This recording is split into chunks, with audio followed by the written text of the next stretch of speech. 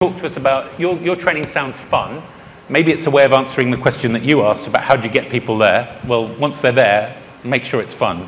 But can you just talk to us about the peace, love and safety, please? Well, to give you a little bit of a background, I entered the safety industry after my husband was killed on the job. And so I come in with a different perspective. And I started off in my early part of my career doing compliance work. But I found out for me, that's not what worked.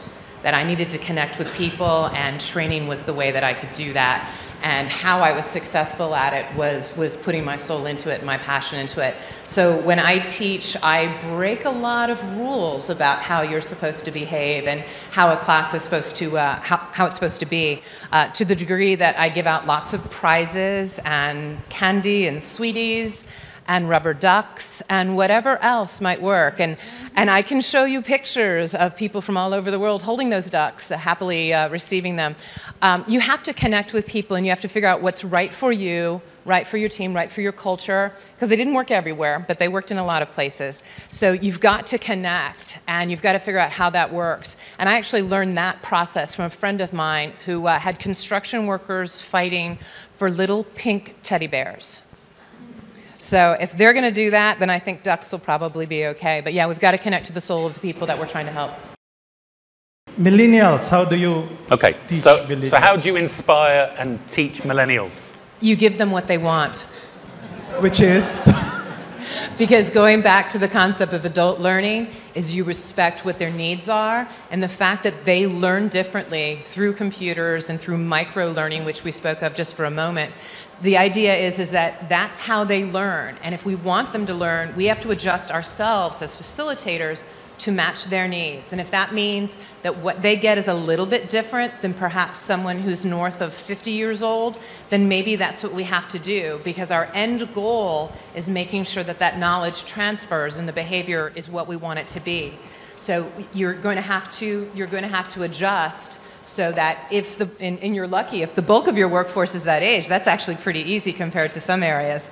So you have to learn how to develop training that matches those concepts, but they're also, that generation is much more self-learning. So a lot of them, you're like, okay, here's the concept, go, come back tomorrow and let's talk about it. And they'll go find out, they'll go look on Wikipedia, they'll go find their answer. So it actually can be easier. We just have to let go of our previous ideas about what training is. Because training can be lots of things. Can you give us an example? Pass the microphone. Actually, no, you go first. Okay. Can you give us an example of something in your training that you've adapted for millennials, given their lack of attention span, etc.? I've done like video micro-learning. So instead of bringing them in and having 8 hours of, let's say, forklift training, instead you would break it down to lots of little tiny pieces of training that they can go and access at their leisure. In many cases, they'll watch it at night, not even when they're at work. They're okay to do it on their own time. So you turn it into little pieces, interactive. They've grown up on video games. So shoot a video. You can shoot it with your phone. The quality of our phones are so good now. You can make excellent video, edit it right there, get a millennial to help you if you don't know how. That's what I do. And so you have that 5-minute chunk, that 3-minute chunk that registers with how their brain learns, and then they get that respect from you saying, thank you for training me in a way that makes sense to me. What is the preferred media for the classic OSH training? The medium. Preferred medium? Mm-hmm. The way to give the course. Like is PowerPoint, video? I think traditionally what I'm still seeing worldwide is it's still face-to-face through a PowerPoint presentation. I don't support that as the best solution, but that is what I'm still seeing. So what we should do and what we are doing are not necessarily the same thing. And that's, I think, exactly what we're all trying to say here now, is that we need to have a shift in what we're doing.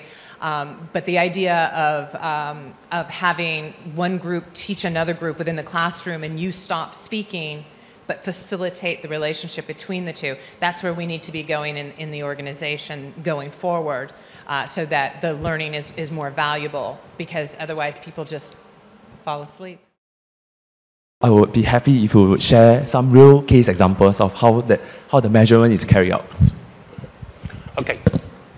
So it can vary quite a bit, but what I try to recommend is to actually give job aids to the supervisors and make them as simple and as effective as possible. Don't overdo it, and then have them actually go out and make observations, but not turn them into, oh, I've come out to see if you're behaving safely. Are you going to do this right? Instead, try to make it a relationship moment where you're saying, I just want to confirm that we've done everything we need to. And it sounds like you're doing that type of thing as well. But I think organizationally, you want to start small and simple so that people don't feel like they're getting graded and then they get defensive.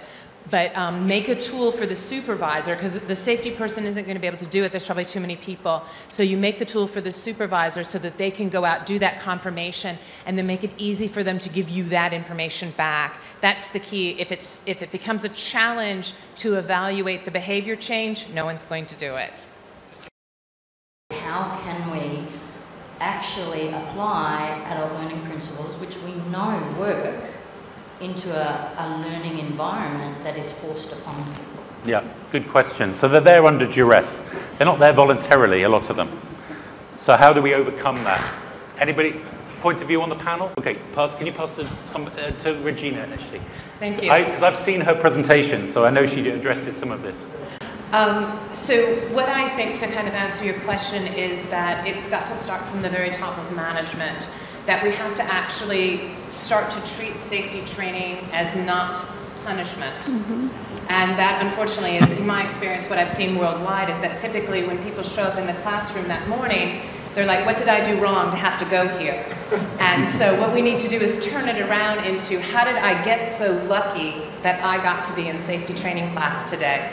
And so I think that has to start from the very top. We've got to start presenting ourselves, the materials, and the trainers, to present ourselves in a manner that make it desirable for people to come, which means we need to up the professionalism and the training capabilities, as we've talked about. We need to understand more how adults learn. But then I also think, quite honestly, I consult with my clients that they need to advertise and promote the safety training as something desirable, and so that people can see what's going to happen and that it's not a punishment to be there, that they're actually lucky. So I think that's a big change that we need to shift overall in our industry. Regina, any other comments about millennials? God bless them. Well, and it's not my specialty, but I really think the reality is that if we go back to the idea of adult learning, and whether you want to say a 21-year-old is an adult or not is another discussion, but the idea is that we have to connect with them on what works for them so that they feel respected, that they don't feel that they're being blamed for something, so that follow-up test or idea doesn't come across with a negative perception. So I think reasonably we've got to build things to allow people to succeed in the way that's right for them. And I do want to comment that, we can have a little fun and make jokes about particular groups, but the idea that all millennials are all one thing is not correct. The qualities exist and not everybody learns, and so just kind of want to dispel any boxes that we're putting. Stereotypes. Yeah, I don't want to do that. But the idea is that we do need to be ready organizationally to offer the training in different facets so that we connect with all of our learners, just like we would need to with cultural differences, with knowledge differences, with ability to read and write. We have to adapt all of those. So the age issue is no different in terms of adaptation. Can we have a round of applause, please, for our panel?